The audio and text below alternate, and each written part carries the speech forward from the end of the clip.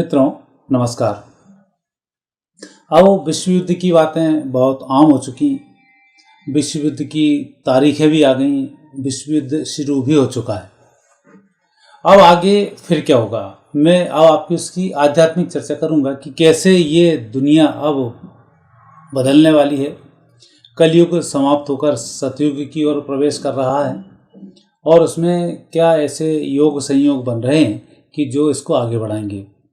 जैसे भगवान कृष्ण के टाइम पर जब युद्ध हुआ तब महाकाली आई और जो लोग मारे गए थे उनके रक्त का पान करना शुरू किया, तो भगवान कृष्ण ने महाकाली को रोक दिया। उन्होंने कहा, हे देवी, अभी आप विश्राम करो, आपको ये गंदा खून पीने की आवश्यकता नहीं है। मैं कलयुग की समाप्ति पर जब युद्ध होगा तब उन वैष्णवों के खून आपको पिलवाऊंगा, रक्त पिलवाऊंगा, जो व्यभिचार में लगे हुए हैं, मांसाहार में लगे हुए हैं। इस प्रकार के जब लोग मारे जाएंगे तब उनका आप सेवन करना। और जब विश्व युद्ध शुरू होने की स्थिति बनेगी तब ये स्थिति बनेगी कि देवी पहले जागृत होंगी। कल के एपिसोड में मैंने कहा था कि बांग्लादेश से अब एक नई क्रांति का उदय होने वाला है और जिस तरह से वहाँ स्थिति नेगेटिव बनी, वो स्थिति अब आगे नेगेटिव ही रहेगी। उसका कारण है कि वहाँ पर 5 शक्तिपीठ हैं। उन 5 शक्तिपीठों की अपनी अपनी विशेषताएं हैं और अब वह स्थान वहाँ से जागृत होगा। और जिस स्थान पर देवी की नासिका गिरी थी उस देवी को कहा जाता है 52 शक्तिपीठों में सुगंधा देवी। वह सुगंधा देवी बांग्लादेश में विराजमान है। शिकारपुर वहाँ पर एक स्थान है। शिकारपुर से 20-30 किलोमीटर के अंदर ही मंदिर है। अब तो खैर चूँकि बांग्लादेश में तो बहुत भव्यता की उम्मीद तो आप नहीं लगा सकते। छोटा सा एक टूटा फूटा सा वहाँ पर मंदिर, बड़ी शक्तिपीठ वहाँ नहीं है।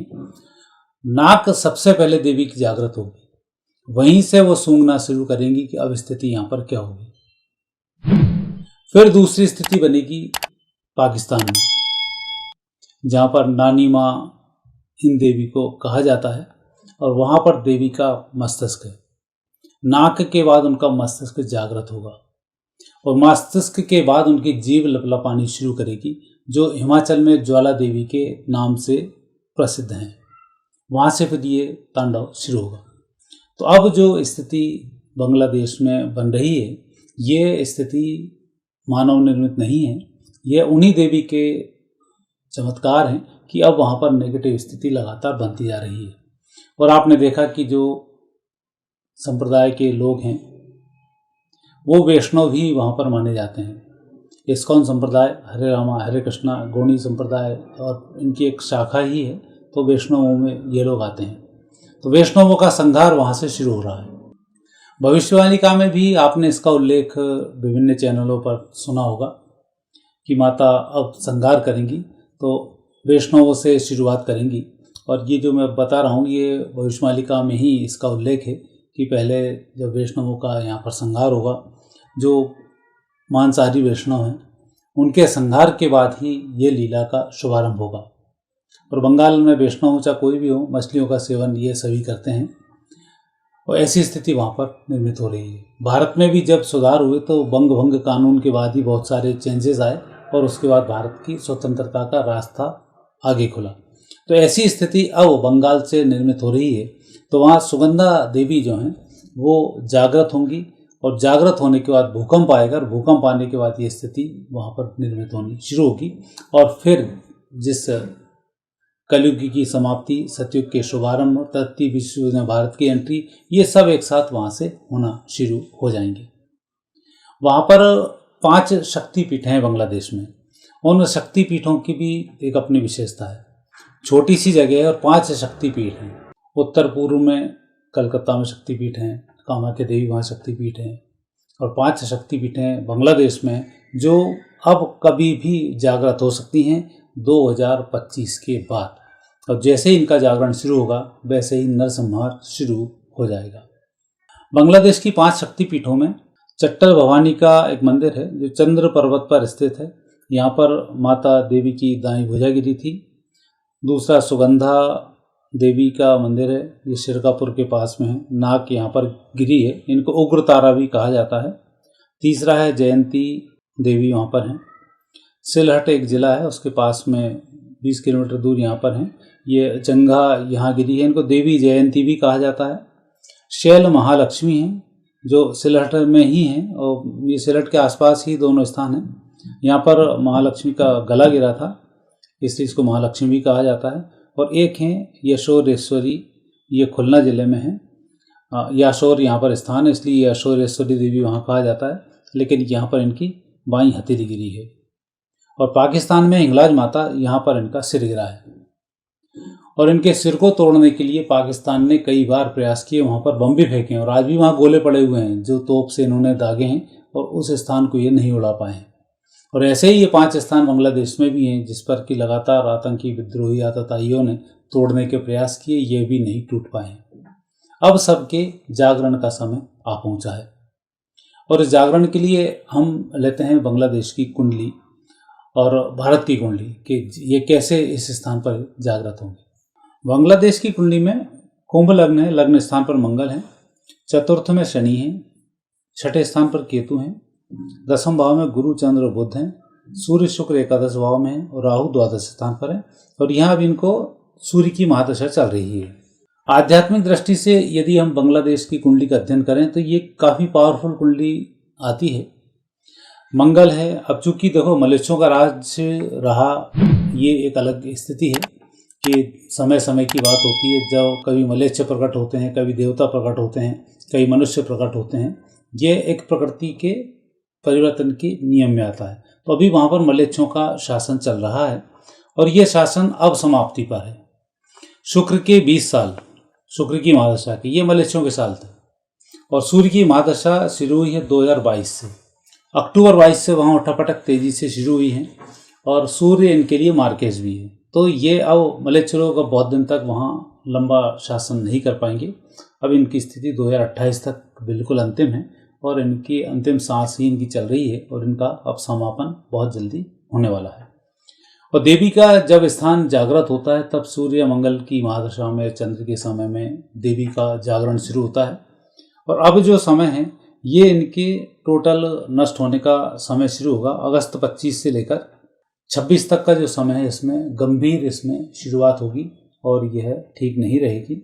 जुलाई 26 से समय शुरू होगा मई 2027 तक का, ये इनका पूर्ण मार्केज है। तो ये जो इनकी मलेच्छ संस्कृति है वहाँ से पूर्ण विलुप्त होगी, और देवी का ऐसे स्थान पर जागरण होगा। छठा स्थान मृत्यु का भी हो, तो छठा स्थान अतीन्द्रिय शक्ति, देवी देवताओं की शक्तियों का। जिन लोगों के पास भूत प्रेत की शक्ति होती हैं उनका अष्टम भाव जागृत रहता है। अष्टम भाव में बुध का प्रभाव, अष्टम भाव में कन्या राशि का होना, अष्टम भाव में गुरु का बैठना, यह संकेत होता है कि ऐसे व्यक्ति के पास अतीन्द्रिय शक्ति हैं और ये शक्ति उसकी मदद करती हैं। तो अब बांग्लादेश के पास वो शक्ति प्राप्त होने वाली है जिसमें कि वो जागृत होगा, और वो स्थान वापस तमस से हटकर अब रजस की ओर आएगा। और बांग्लादेश के उद्योग धंधे आने वाले कलयुग में बहुत फलित होने वाले हैं, क्योंकि वहाँ रजस जागृत होगा और तमस वहाँ से समाप्त होगा। अब स्थिति वहाँ पर मई 2027 के बाद जब केतु आएगा, वो केतु धर्म ध्वजा का है, केतु सत्व का है, और केतु जो ग्रह होता है ये मोक्ष का ग्रह भी होता है, और नवजीवन का भी ग्रह होता है, ग्रह वापसी का भी ग्रह होता है। आप देखना कई बार कई ग्रहों की महादशाओं में, अंतरदशाओं में जब केतु का अंतर है महादशा आती है तो जो विदेश में काम करने वाले लोग इंडिया वापस लौट आते हैं, घर वापसी हो जाती है। अपने क्षेत्रों से भी दूर दूर रह रहे हैं, कोई बाहर रह रहा है तो वो भी अपने जन्म स्थान के आसपास वापस आ जाता है। तो केतु के समय में होता है। तो ऐसा अब केतु इनको आएगा मई 2027 के बाद, तो इनकी घर वापसी वहाँ पे तय है, और अब जो विधर्मी राज है ये वहाँ पर समाप्ति की ओर संकेत कर रहा है। तो एक स्थिति तो मैंने आपसे यहाँ ये बतलाई कि देवी देवताओं के जागरण के जो समय हैं वो कैसे होते हैं, और वही स्थिति हम भारत की कुंडली में देखते हैं। वृषभ लग्न है भारत का, राहु लग्न स्थान पर है, मंगल दूसरे स्थान पर, सूर्य चंद्र शनि बुध शुक्र ये हैं तीसरे स्थान पर, गुरु छठे स्थान पर, केतु है सप्तम भाव में। यहाँ भी स्थिति अब यह बनती है कि चंद्र की महादशा में अब केतु का अंतर चल रहा है। मार्च 25 तक केतु का अंतर है, और मैंने कहा केतु में घर वापसी होती है, केतु में व्यक्ति जागृत होता है। तो अब इस देश के जागरण का समय शुरू हो चुका है, और अभी आप चंद्र की महादशा में लगातार देख रहे होंगे। चंद्र से पहले सूर्य की महादशा में आपने देखा कि 2000 सन के बाद कितनी भागवत हो रही हैं, कितनी गीता पाठ हो रहे हैं, कितनी रामायण हो रही है, धर्म ध्वजा लगातार फैलती जा रही है। बाबाओं का एक कुनबा सत्व की ओर है, बाबाओं का एक कुनबा तमस की ओर भी है। तो सत्व तमस की स्थिति बन रही, तो सत्व जागृत अभी होता जा रहा है। नकली बाबाओं की पोल खुलती जा रही है, असली नए नए बाबा पैदा होते जा रहे हैं। और जो राष्ट्र प्रेमी बाबा हैं वो उनका भी लगातार जन्म हो रहा है। बागेश्वर धाम अपने हिसाब से लगे हुए हैं, यो बाबा रामदेव ने अपने हिसाब से अलग जगानी शुरू की, प्रेमानंद महाराज जी अपनी अलग अलग जगा रहे हैं। तो जो तमस है वहाँ सत्व भी है और वो अब लगातार जागृत हो रहा है। और मार्च 2025 जिसकी लोग बात करते हैं, जैसे ही शनि मीन राशि में आएगा उसका परिवर्तन होगा। तो मार्च 25 तक केतु चल रहा है। केतु भारत के मूलभूत स्वरूप में आ जाएगा, जिस स्वरूप के लिए भारतीय संस्कृति जानी जाती है वो वापस इस स्वरूप में आएगी और आगे स्थिति इनकी ठीक होना शुरू होगी। और इसके बाद फिर शुक्र की जो स्थिति चल रही है, ये शुक्र की स्थिति बहुत बेहतर होने वाली है। और लेकिन ये मार्च 25 तक इसमें चल रहा है। चंद्र का जो शुक्र का प्रभाव है ये आएगा और उसके बाद स्थिति बनेगी सूर्य की अंतर्दशा की। जब सूर्य की अंतर्दशा प्रारंभ होगी तब भारत की वो शक्तियाँ जागृत होंगी जो अर्जुन के लिए प्राप्त हुई थी। अदृश्य शक्तियाँ यहाँ जागृत होंगी सूर्य में, भगवान सूर्य की कृपा से। कर्ण को शक्तियाँ प्राप्त होनी शुरू थी। जब अर्जुन को शक्ति प्राप्त हो रही थी तब कर्ण को श्राप लग रहे थे। तो ऐसी स्थिति अब यहाँ हो रही है कि अब हमें शक्तियाँ प्राप्त होंगी, तब ये पाश्चात्य संस्कृति के जो लोग हैं इनको अब श्राप मिलने शुरू हो जाएंगे। इनके जितने भी अस्त्र शस्त्र हैं सब नेगेटिव होने लग जाएंगे। भारत के जो नए अस्त्र शस्त्र हैं ये अब जागृत होने लग जाएंगे। तो अब जो स्थिति बन रही है वो इस प्रकार से बन रही है।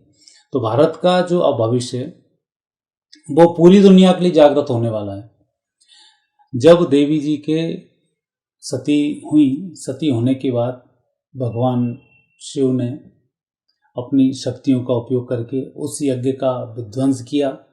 विध्वंस करने के बाद तो उनके ससुर जी को, दक्ष प्रजापति जी को गला काटने के बाद बकरे का गला उनको लगा दिया गया। यही संस्कृति, बकरा संस्कृति हमारी आगे बढ़ती गई और देवी का इसमें नुकसान होता गया। तो आज की बकरा संस्कृति आप समझ रहे होंगे। तो अब इन बकरों के नष्ट होने का समय है, शेर के जागृत होने का समय है। और जब शेर जागृत होता है तो सिंगिनी की दहाड़ से ही वो शुरू होता है। तो वो दहाड़ भी देवी की होगी, देवी की जीभ लपलपाएगी, देवी की आँखें, देवी के नाक, नासिका, ये सब जागृत होंगे। पंच ज्ञानेंद्रियाँ जागृत होंगी। और उन सब में आपने देखा कि भारत में ही 52 शक्तिपीठ हैं और ये सब शक्तिपीठ अब जागृत होंगी। वो जिन जिन स्थानों से जागृत होंगी वहाँ विध्वंस अधिक होगा और फिर इसके बाद शांति की स्थापना होगी। ये स्थिति अब बन रही है और उसकी शुरुआत बंगाल से हो चुकी है और आने वाले समय में और होगी। ये वीडियो मैंने इसलिए बनाया कि मैं विश्व युद्ध की बात कर रहा हूँ 2016 से, जबकि इतना कोई भविष्यवाणी का प्रचार होता था ना कुछ होता था। 2019 मैंने तो तारीख भी निकाली थी, 2019 से शुरू होगा। तो 19 में आपने छद्म युद्ध देखा होगा। वो छद्म युद्ध चीन की तरफ से लड़ा गया।